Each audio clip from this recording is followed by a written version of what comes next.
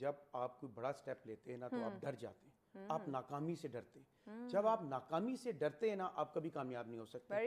एक पुल है, अगर आप उसको देखते रहें और उसको कभी क्रॉस करने की कोशिश ना करें, आप उस पुल को कभी क्रॉस नहीं कर सकते। तो नौजवान हमारा जो है, जाहिर बात है कि वो जब एक तालीम हासिल करता है, फिर सोशल प्रेशर होता है, घर का प्रेशर होता है, अखराजात हैं, पहले महंगाई आपके सामने ही है, तो वो क्या करता है कि जो भी नौकरी मिलती है वो उसको ले लेता है। और वो अगर कोशिश भी करना चाहता है तो उसकी वो जो कोशिशें हैं वो दब जाती हैं जब वो सोशल प्रेशर, घर का प्रेशर, कमाना है, घर बच्चे हैं, मतलब जाहिर बात है शादी भी हो जाती है, ये भी एक प्रेशर होता है, वालिदैन है, और दवाइयाँ और अखराजात और सेहत के अखराजात, फिर मजीद तालीम वो नहीं ले सकता। हमारे डॉक्टर्स के साथ ये होता है, वो बेचारे हाउस जॉब करके निकलते हैं, उसके बाद वो सोचते हैं कि बड़ा अच्छा मुस्तकबिल होगा, और उसके बाद यहाँ पर क्या होता है। और यही डॉक्टर्स, मैं आज आपको बताऊं, पूरी दुनिया में हमारा डॉक्टर्स, मैं अपने डॉक्टर की इसलिए कह रहा हूँ कि मुझे इस प्रोफेशन का पूरा पता है कि हमारे डॉक्टर्स ने, मेरी फैमिली में भी डॉक्टर्स, आई कैन अंडरस्टैंड। फिर आपको मालूम है कि हमारे डॉक्टर्स एक्सेल कर रहे हैं, लेकिन पाकिस्तान से सारे डॉक्टर्स का ये, आप मेडिकल कॉलेज में हो ना तो सारों का ये हो जाता है कि यार जल्दी से हमने एग्जाम पास करना है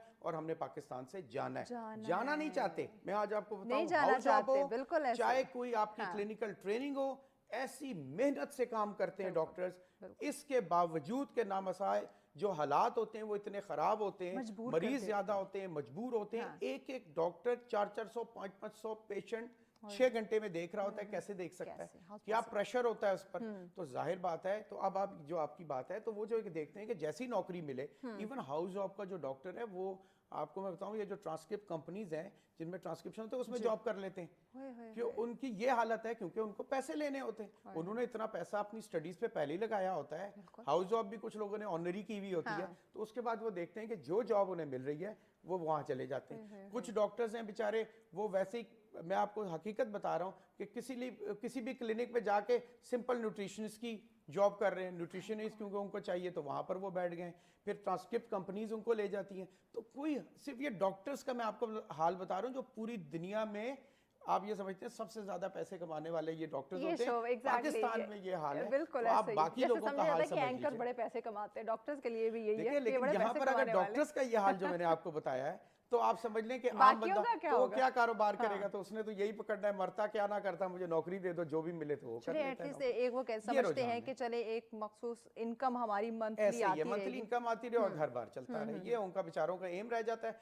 वो जो एक मकसद होता है, जाहिर बात है हर बंदा तो उस मकसद सबका होता है, लेकिन हर बंदा ख्वाब होता है, लेकिन हर बंदा वो ख्वाब पूरा नहीं करता क्योंकि वो नाकामी से डरता है। फिर प्रेशर इतना हो जाता है, अगर वो करना भी चाहे, घर का प्रेशर होता है कि भाई कमा के लाओ, पैसे नहीं है, तुम अपने मकसद की खातिर निकले हो, क्योंकि पहले इतने साल तुम्हें पढ़ाया है और अब तुम कहते हो बिजनेस करना, उसमें भी एक्सेल करने के लिए वक्त तो लगेगा। फिर अगर बिजनेस नाकाम हो गया, पैसे डूब जाएंगे, सरमाया थोड़ा सा है।